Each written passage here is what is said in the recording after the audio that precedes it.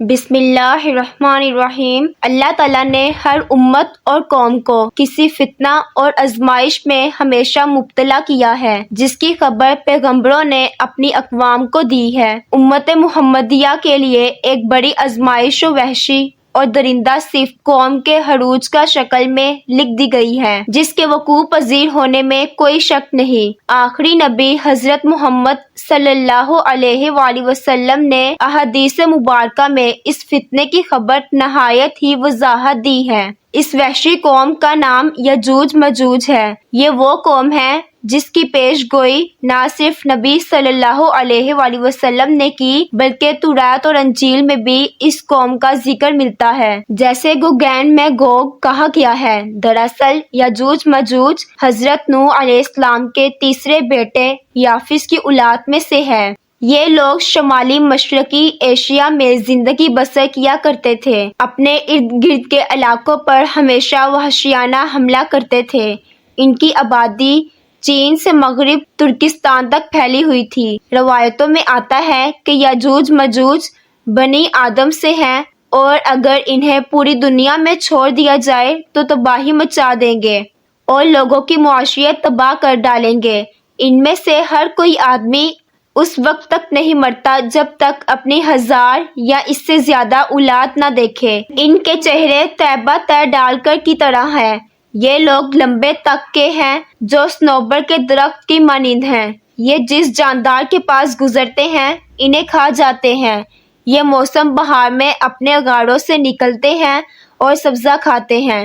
ان کے پنجے اور دان درندوں کی طرح ہیں۔ ہزاروں سال قبل اس روئے زمین اللہ کے ایک نیک بندے کی حکومت تھی جنہیں ذوالقرنین کے نام سے جانا جاتا ہے۔ اللہ رب العزت نے ذوالقرنین علیہ السلام کو زمین کے ایک بڑے حصے پر بادشاہت عطا فرمائی۔ آپ نے مشرق و مغرب کا سفر بھی کیا تھا۔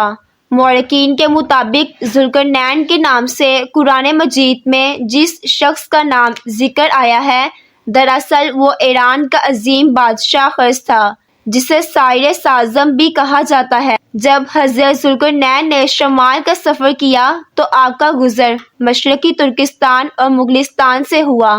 یہ علاقہ 2 پہاڑوں کے بیچ آباد تھا، اور پہاڑ کے اس پار یجوج مجوج رہا کرتے تھے۔ ان لوگوں نے ذوالقرنین علیہ السلام سے یجوج مجوج کے فتنے کی شکایت کی اور کہا یہ قوم بار بار ان علاقوں میں حملہ کر کے فساد پھیلاتے ہیں، لہٰذا حضرت ذوالقرنین علیہ السلام نے اس سرکش قوم کی یلغار سے حفاظت کی خاطر ان 2 پہاڑوں کے درمیان ایک مضبوط دیوار تعمیر کروائی، جو لوہے اور پگھلے ہوئے تانبے سے بنائی گئی۔ تعمیر مکمل ہونے کے بعد آپ نے اللہ کا شکر ادا کیا اور لوگوں کو آگاہ کیا کہ یہ دیوار وقتی طور پر اس قوم سے حفاظت کرے گی، لیکن ہر چیز فنا ہو کر رہتی ہے، لہٰذا ایک دن یہ دیوار بھی ٹوٹ جائے گی اور یجوج مجوج ان علاقوں سے نکل کر تمام زمین پر پھیل جائیں گے، جیسا کہ اللہ نے قرآن مجید میں ارشاد فرمایا، یہاں تک کہ جب یجوج مجوج کھول دیے جائیں گے اور وہ ہر بلندی سے دوڑتے ہوئے آئیں گے اور سچا وعدہ قریب آ لگے گا۔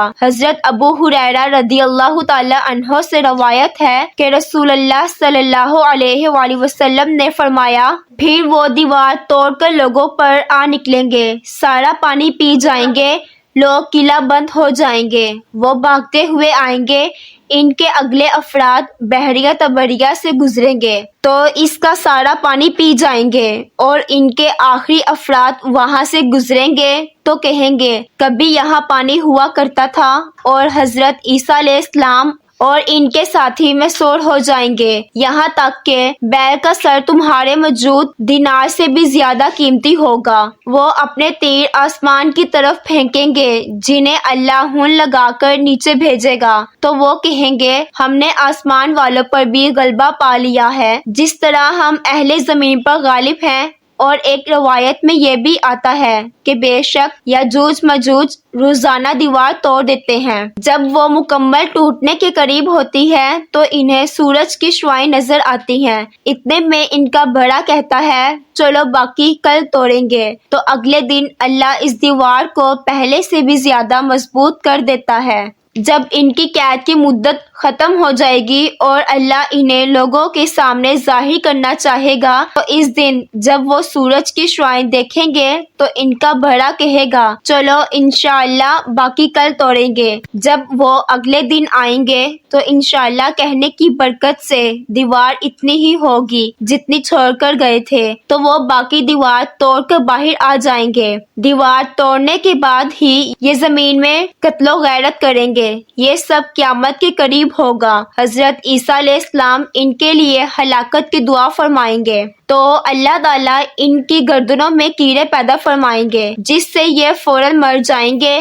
پوری زمین پر ان کی لاشوں کی بدبو پھیل جائے گی۔ پھر اللہ تعالیٰ ایک قسم کے پرندوں کو بھیجے گا جو ان کی لاشوں کو اٹھا کر جہاں خدا چاہے گا وہاں پھینک آئیں گے۔ یاجوج ماجوج کا خاتمہ ہو جائے گا جو ایک دیوار کی طرح شمال اور جنوب کو ایک دوسرے سے الگ کرتا ہے۔ اس میں ایک دیوار کی طرح کا ایک دھڑا بھی موجود ہے جو مشہور دھڑا دریال ہے جہاں ایک قدیم تاریخی لوہے کی دیوار نظر آتی۔ اس بنا پر بہت سے لوگوں کا نظریہ یہ ہے کہ دیوار ذوالقرنین یہی ہے، جبکہ کچھ مورخین دیوار چین اور دیوار ترمس کو دیوار ذوالقرنین مانتے ہیں۔ یہ تمام نظریات اندازوں پر مبنی ہیں۔ دیوار ذوالقرنین کہاں بنائی گئی ہے اور کہاں واقع ہے اس کا علم صرف اللہ تعالیٰ کی ذات کو ہے۔ معزز ناظرین، ویڈیو پسند آئی ہے تو لائک کریں، چینل پر نئے ہیں تو سبسکرائب کریں۔ اگلی ویڈیو تک اجازت دیجیے۔ اللہ حافظ۔